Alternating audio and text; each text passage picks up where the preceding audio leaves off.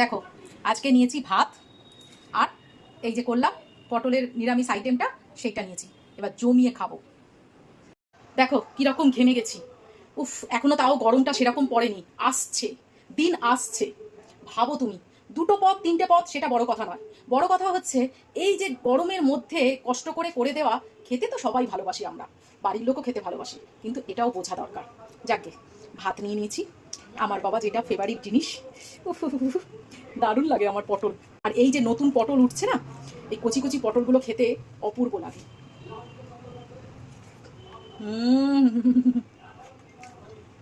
উফ, আবার বলতে ইচ্ছা করছে।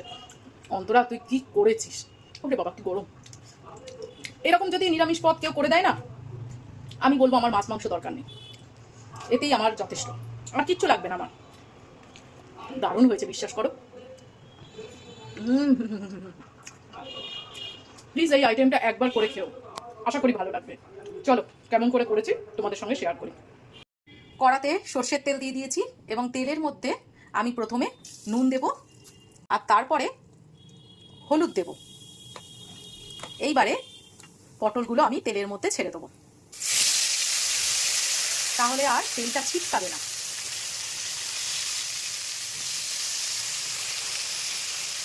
পটলগুলোকে কিছুটা খোসা রেখে দিয়েছি গায়ে, আর পুরো গোটা গোটা রেখে দিয়েছি, মাঝখান থেকে শুধু একটু হালকা করে চিড়ে নিয়েছি।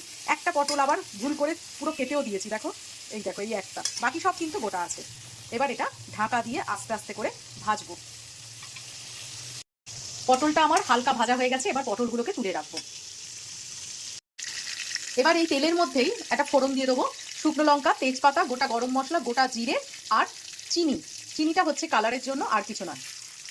এই পাশে একটা মশলা তৈরি করে নেবো, যেহেতু নিরামিষ একটা আইটেম সেই জন্য কোনো রসুন পেঁয়াজ দিচ্ছি না। আদা আর শুকনো লঙ্কা দিয়েছি, তার মধ্যে দিয়ে দেবো জিরে, এই একদম ছোট্ট চামচের 1.5 চামচ মতো, আর জিরের থেকে একটু বেশি ধনে। এবার এটা একটু পেস্ট করে নেবো। ফোড়ন থেকে একটা সুন্দর গন্ধ বেরিয়ে গেছে, এর মধ্যে আমি প্রথমে এই মশলাটা দিয়ে দেবো যেটা পেস্ট করলাম।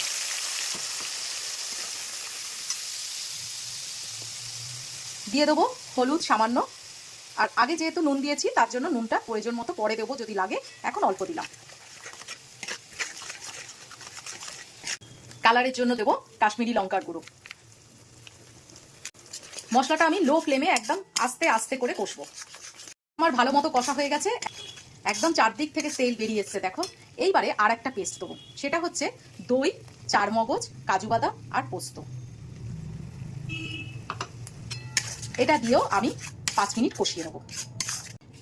আর এটা কষাতে কষাতেই আমি পটলগুলো দিয়ে দেবো, তাহলে পটলগুলোর মধ্যে মশলাটা ভালো মতো ঢুকে যাবে। কি সুন্দর দেখতে হয়েছে না? প্রথমে দর্শনধারী, তারপরে গুণবিচারী। দর্শন যেটা হয়েছে, আমার মনে হচ্ছে খাওয়াটাও দুর্দান্ত হবে। এরকম নিরামিষ পদ খেতেই পারো, তখন দেখবে মনে হবে না যে পাতে মাছ মাংস নেই, কি করে খাবো। আর পটলটা এখন নতুন নতুন উঠেছে তো ভালোই লাগবে। এবার 5 মিনিট একটু কষে নিই। এই মাঝে মাঝে না কিছু রান্না দেখলে আমি নিজের হাতকেই বিশ্বাস করতে পারি না যে আমার হাতে এই রান্নাটা উৎপত্তি হয়েছে।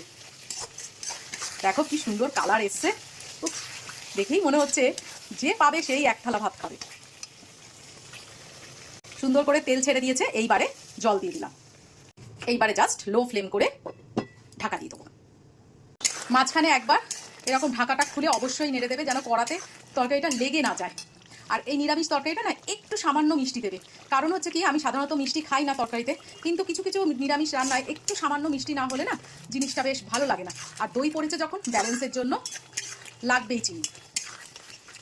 উফ কি হয়েছে, অপূর্ব দেখতে লাগছে। এইবারে কি দিলাম বলো তো, এটা দেখাতে ভুলে গেলাম। এর মধ্যে ছিল ঘি। নিরামিষ তরকারিতে একটু গরম মশলা ঘি না দিলে হয় না।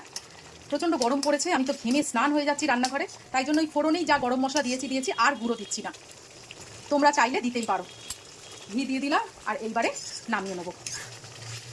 তো কেমন লাগলো অবশ্যই বলো। নিরামিষ রান্না গরম ভাতের সঙ্গে না পুরো জমে যাবে একেবারে। কালকে আবার একটা নতুন রেসিপি নিয়ে তোমাদের সামনে হাজির হব। আজকের মতো বিদায় নিলাম, তো টাটা।